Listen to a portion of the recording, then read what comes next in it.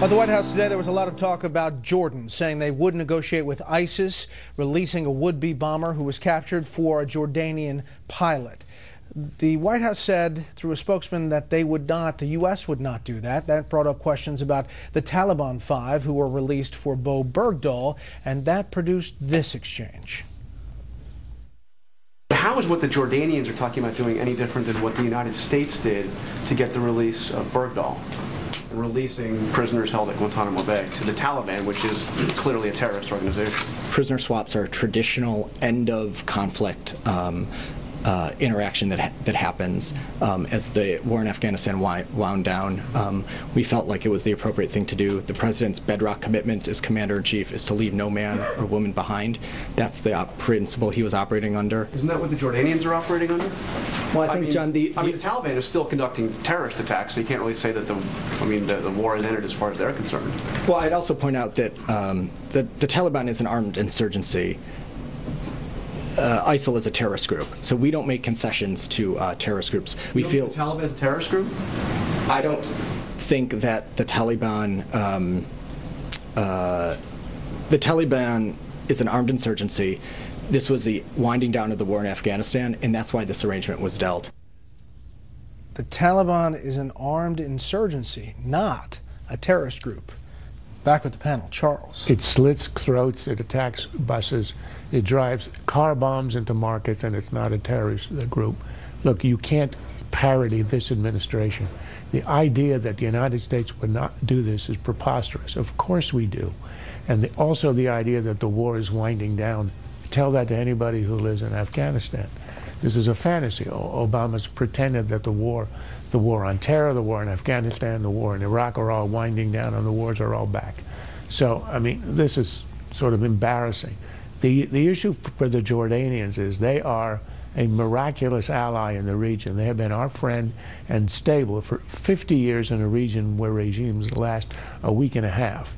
But they are extremely pressured by ISIS, by their internal opposition, by the Muslim Brotherhood inside of Jordan, and yet it joined our coalition. If it has to make a swap to recover a pilot, do it. Okay, the latest Fox News polls, Ron, Islamic terrorists will try to launch attack on U.S. soil. 84% think that that is likely. 15% think it's unlikely. Greatest threat to future generations, global terrorism, is at 52%. And yet we hear this exchange of trying to parse what the Taliban is after all that we've seen about the Taliban. Yeah, it defies common sense to have a White House just Orwellian making stuff up like that. I mean, you don't call the Taliban an armed insurgency. Just don't insult our intelligence like that. If you want to have a debate on how far the United States should go, in the Bergdahl case, how far we should go to get our troops, that's a fair debate to have. Do we go as far as Israel does, where we're literally trading one for hundreds? Or are we literally have a policy where we're not going to trade, negotiate with terrorists? That's a debate worth having, but don't do stuff like this.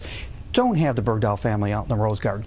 Don't have Susan Benghazi Rice out there on the Sunday talk shows talking about how he's a war hero.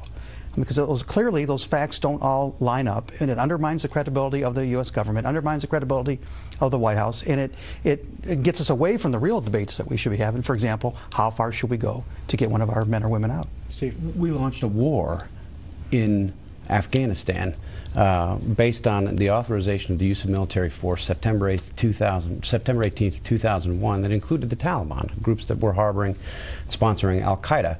When did the Taliban then go from a terrorist group to an armed insurgency? I mean, we didn't launch a war against an armed insurgency.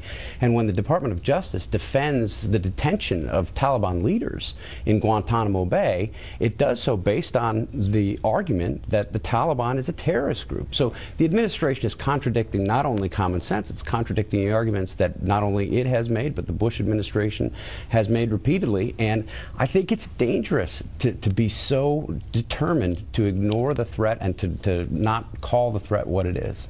I was surprised, by the way. I think that your poll also shows that most Americans believe that the president is showing enough concern about terrorism. I was actually surprised to see about that. Equal, 47-43. That's it for the panel, but stay tuned to see what you missed during Special Report Online last week.